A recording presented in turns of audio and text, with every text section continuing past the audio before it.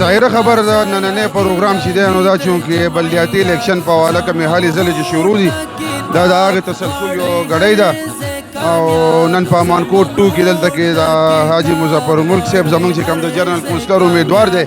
د هغو په ځای کې دلته کې دا یو عظیم الشانه اجتماع منعقد شوې ده میلمانه را روان دي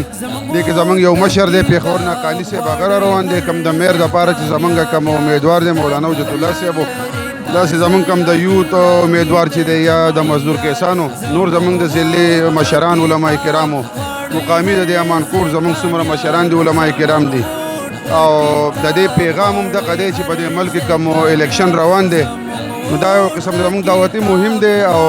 دغه تسلسل د دې جلسې موږ دغه قوم ته هم دغه پیغام ورکوو چې تاسو خپل قیمتي ووټ د کتاب پاک استعمال کړئ د جمعیت علما اسلام پاک استعمال کړئ ان شاء الله تعالی زموږ چې څومره امیدواران دي که هغه علما دي یا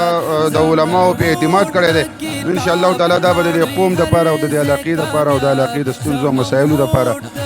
چې د دوی څه مسایل ان شاء الله تعالی چې دا به په بھرپور طریقه د دغه قوم مسلې حل کولی خو ان شاء الله تعالی چې د سوات خلک بیا د ملکن ډویژن زموږ د مینګورې سوات خلک دا په مذهب باندې ډېر مین خلک دی دوی همیشه د علماو ملګرتیا کړې ده دوی همیشه د علماو سپورټ کړی دی مخکې ورته هم خو ان شاء الله دغه به هغو ته په 31 تاریخ هغه وښیي چې دا قوم د چا سره ولاړ دی دا د علماو سره ولاړ دی دا د مولانا فضل الرحمن صاحب سره ولاړ دی په دې وخت کې د هغه مولانا صاحب هغه کوم ایجنډه چې د کوم پیغام چې تېرو څلورو کالو نه ټولې دنیا ته مطلب نن خو کې پی کې خاوره سکه چې پنجاب کې او په سند کې دغه خلکو تسلیم کو چې واقعي مولانا صاحب چې کومه خبره کوي دی ټیک خبره کوي مطلب دا دی په حق باندې دی ان شاء الله ډېره زر ده چې قوم به اوس دغه نااهله حکومت نه او نااهله وزیر اعظم نه به قوم خلاص کېږي او ډېر یو زر یو دور را روان دی د جمعیت علما اسلام چې ان شاء الله په دې صوبه کې او په دې مرکز کې به بھرپور طریقه به ان شاء الله د علماو او د مولانا فضل الرحمن صاحب په قیادت کې ان شاء الله تعالی نمائندګي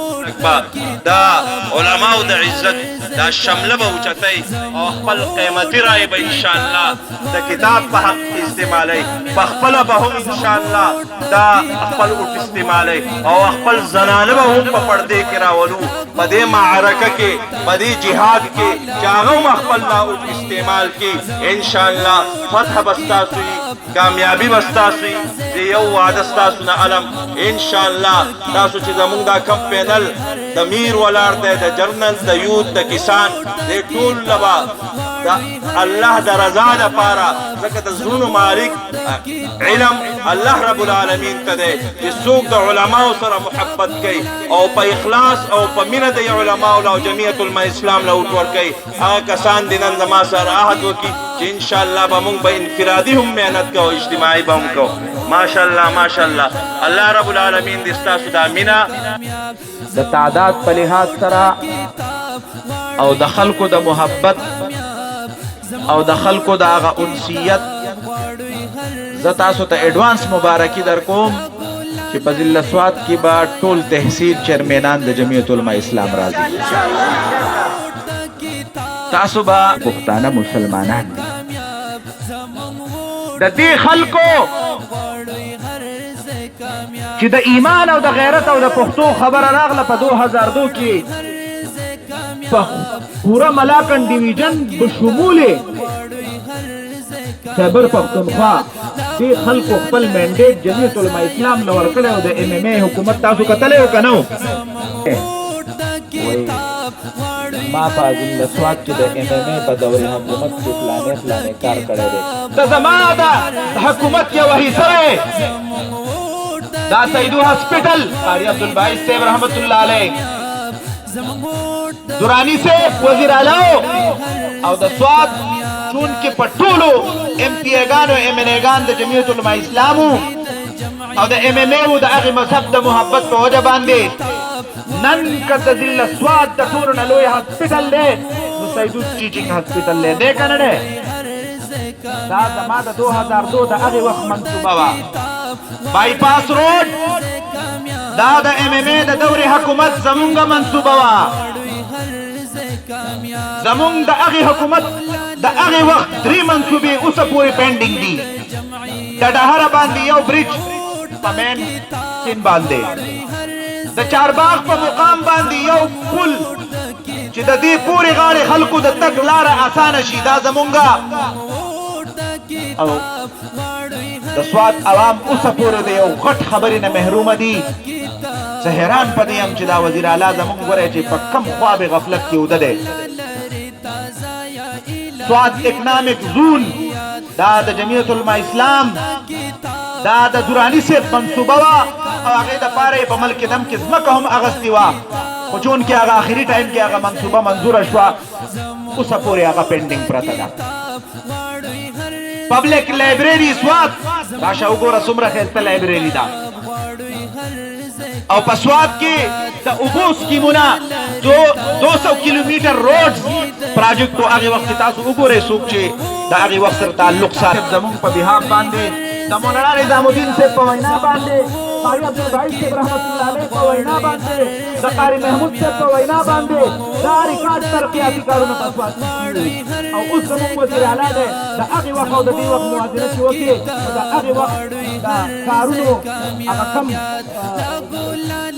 فایټ چې و او کم د هغې ریټ چې د هغه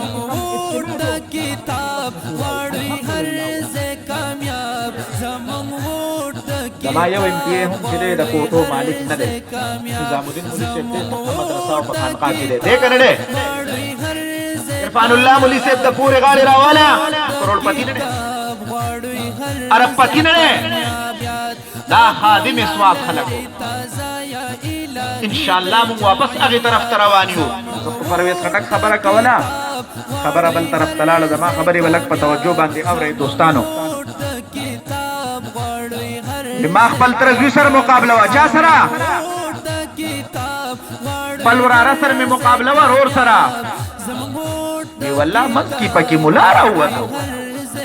داسې وه ملا خو پوخا راوتی دی. د سواد خلک دا په علماء کرامو مین دي، د دوی په خون کې، د دوی په نس کې، د دوی په رگ کې د علماء محبت دی که نه دی؟ حضرت سیدو بابا رحمت الله علیه، مارتوم بابا جی رحمت الله علیه، مولانا فضل محمد شیخ صاحب رحمت الله علیه او مولانا زرداد بابا جی رحمت الله علیه. زتا ته کمه ګلدسته وویم، زتا ته کم یو د علم بحر یاد کم، زتا ته کمه د ګلو څانګه وښیم. اوس په دې وخت کې موجود زمونږ شیخ حضرت مفتی سردار علي احمد صاحب، زمونږ شیخ حمید الله دیروي صاحب، زمونږ یو تاریخ دی. سواد ته به دیوبند ثاني وي،